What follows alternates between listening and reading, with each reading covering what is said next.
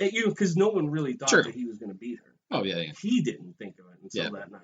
Which, I mean, hey, it's a revolution. I mean, even with all that stuff in the hindsight, even with Biden, like Biden is still a front runner, even though that he's up to some shady dealings. Yeah. Like people know that he's up to some shady shit, and then still they're like, I could still vote for him as the front runner of my party. The thing where he was smelling people's hair was real. Like, that was real, where he would he'd have these little kids in front of him, and he'd be like... Yeah, no, I mean, definitely. Like, I completely dude, that screams pedophile to me. It screams pedophile. The other thing, right, that, like, irks me about Biden, right, and I mean, Biden's a Scranton boy. He is a Scranton boy. So I hate to say this, but, like, you weren't there when the country needed you the most. Boom. Like, you weren't there. You should have ran against Hillary. Like, if you ran against Hillary in 2016 when the Obama administration was doing what they were doing, you know what I mean? Like, who better to carry Obama's legacy into a third term than you besides Hillary Clinton? Yeah. You. And now all of a sudden, because she dropped out, and I love people saying Hillary's going to jump. First off, she's not going to jump back into it because what's his name? Dude, what's his name is going to come. It's too late in the party for her to jump out and yell surprise. And as much as people, but for real though. As much as people hate the liberal wing of the Democrats, I would take, and I'm an independent, so this is, I would take the liberal wing of the Democrats instead of the Tea Party from the Republicans. Yeah. And that's really where, like, those are the two extreme parts of the spectrum. You know, like, Joe Biden, almost like Marco Rubio, those people are centrist. And that's crazy to think that they're centrist. Yeah. Because they're both on party lines going, you know what I mean? Mm-hmm.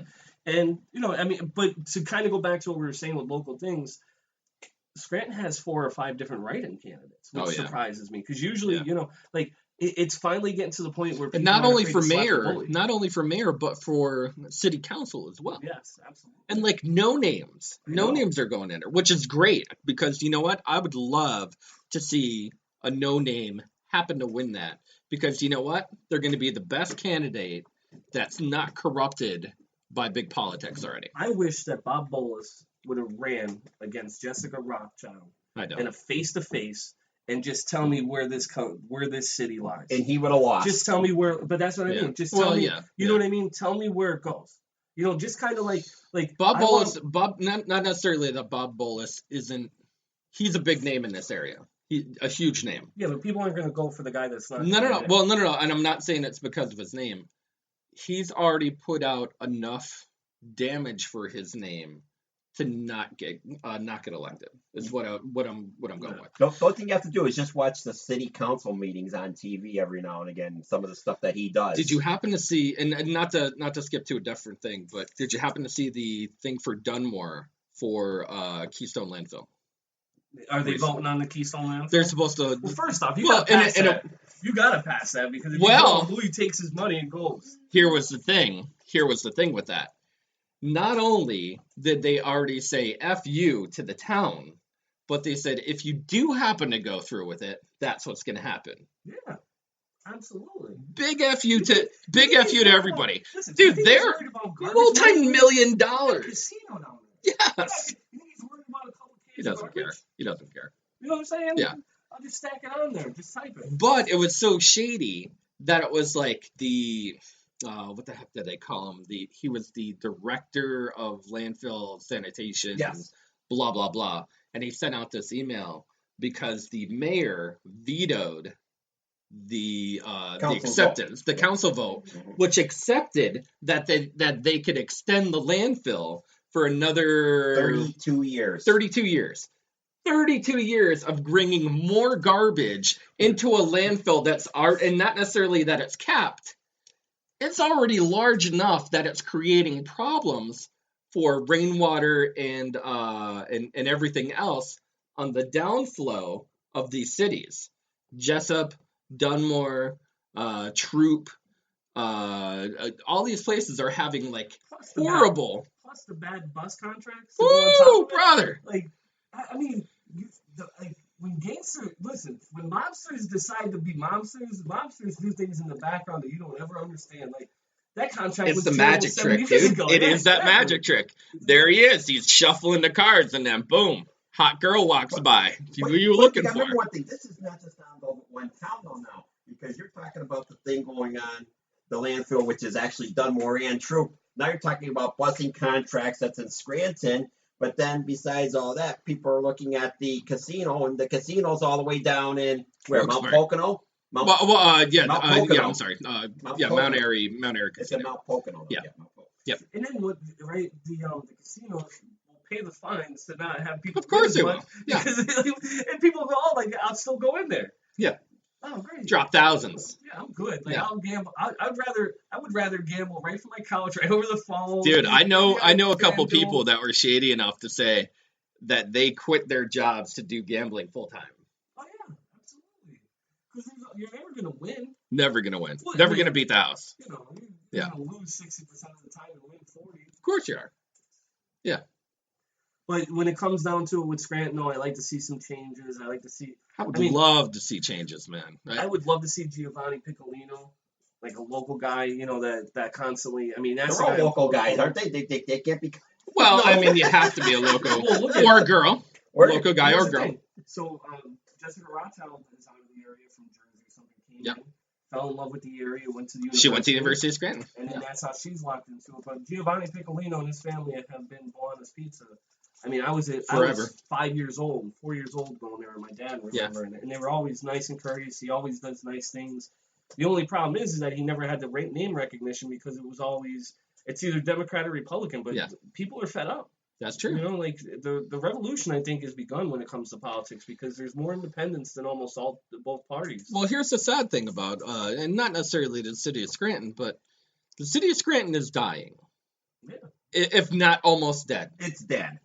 If not almost dead. It's got like one shred of life where it could pop back in if it had the right management. You have to understand that Scranton is a railroad community, right? That Huge. wasn't supposed to come out of the Coal mines, 40s? the railroads, the trolley business. But, It was all supposed to be all about railroad. but it wasn't ever supposed to come out. Like if you look at some Yeah. of these towns where labor, you had big factories. Once Yeah. these jobs all left, these buildings were not filled with anything else, and that's kind of where. But Scranton has survived. But with corruption and people constantly putting their hands in other people's pockets, Always dipping, man. They're always dipping. It's crazy. they had a chance. I always Nonprofits have taken over the city. That's it. And for them to not pay taxes to the city absolutely crushed everyone else. And you can't.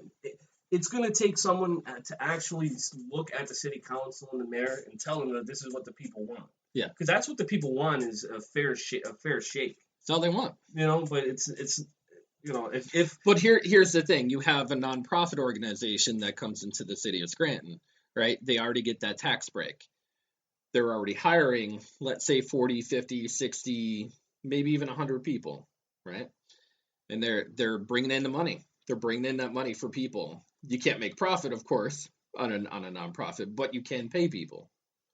So you're paying people above average. You're paying yourself above average because the more money you get in, the more money you can spend out. But you can't have any profit on a nonprofit. yeah, but so you're going to tell me that the university puts all that money back in every year? The University of Scranton diversifies, and that's their thing. They have a vast portfolio of the city of Scranton, and it's not necessarily just the Jesuit College.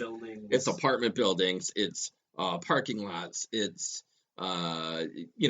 permits. It's in the police department. It's in all these different things that encompass it. And builds a building for them. He gets out of it. I mean, dude, it's unbelievable the corruption that's gone down in that city. Like, it really is. And I'm not saying that Louis de Naples is the mastermind, but he's not the devil, man. He's giving out money. He's giving out things to people in need. He's given more good than bad. He's given out thousands and thousands of jobs for this area, which is badly needed. Badly needed. But the city of Scranton has never said no at any point in time. They're like, we'll let this slide. We'll let it go. You did that. Whatever. Sometimes you got to slap the bully. sometimes the bully's going to pick on you and give you names because you don't stand up for yourself. That's true. And you look at it, right, and like, okay, so DeNaple, well, let's bring Mr. Bolison. Yeah. Right? Every single time I've ever seen Bob Bowles, right, yeah. he has been on the opposite side of the majority, right? Or the opposite side of the law. Right? And he's always like Vince McMahon. Yeah. He always just wants to be the bad guy. He always wants to get booed. Every time. Right? And he never says anything. And I mean, I give him his credit for doing that. But so you mean to tell me of all the people that work for him in Bowles Trucking, not one's a lesbian, not one is gay? And even more so, like, how can you sell your soul every day to go and work for someone knowing that that's how they feel about who you really are? Because let's be honest, happiness is happiness. Yeah. And I'm not one to tell you who to be, what to be. But if you're in love with someone of the same sex, listen, I would rather be happy for 10 years than to be miserable for 40. Yeah. You know what I mean? Because I've seen people that stayed together and married just because they wanted, that the church looks down on it, or it was a different time. So what? I'd rather be happy than miserable. And if that's with someone of the same sex, whoever it is, go ahead. Yeah. Who am I to judge anybody when it comes to that, I agree. And I think with Scranton and stuff like that, you're seeing a progression and change, and you're seeing a movement that's, I think it's good. I like some of the changes that they've already made, and not necessarily just recently, but because the mayor was taken out of office, and because certain policies have been implemented as well, you have to think, man, are they really changing for the right direction?